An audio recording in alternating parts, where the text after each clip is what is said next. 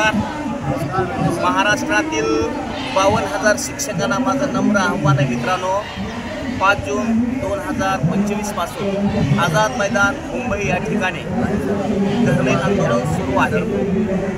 आपण पाठीमागे जर या ठिकाणी इतिहास पाहिला, हा इतिहास पाहत असताना 14 ऑक्टोबर 2024 रोजी वाढीव टप्प्याचा शासन आदेश निर्गमित करण्यात आलेला आहे। या आदेशाची अंमलबजावणी करण्यात यावी यासाठी आपण मागील 1 वर्षापासून अन्नत्याग आंदोलन असेल, आत्मदहन आंदोलन असेल, आझाद मैदानातील अन्नत्याग असेल, आंदोलन असेल, पायदळी असेल, असे अनेक आंदोलन आपण केलेली आहेत। तरी देखील या सरकारवर या ठिकाणी कसलाही असर पडलेला नाही।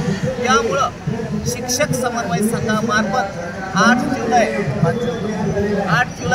व 9 जुलै या 2 दिवशी महाराष्ट्रातील सर्व अंशतः अनुदानित शाळा बंद राहणार आहेत। या संदर्भात समन्वय संघामार्फत माननीय मुख्यमंत्री, अर्थमंत्री, उपमुख्यमंत्री या सर्वांना निवेदन त्या ठिकाणी दिलेले आहेत। जिल्हा स्तरावरती शिक्षणाधिकाऱ्याला निवेदन दिलेले आहेत, शाळा स्तरावरती मुख्याध्यापकांना निवेदन दिलेले आहे।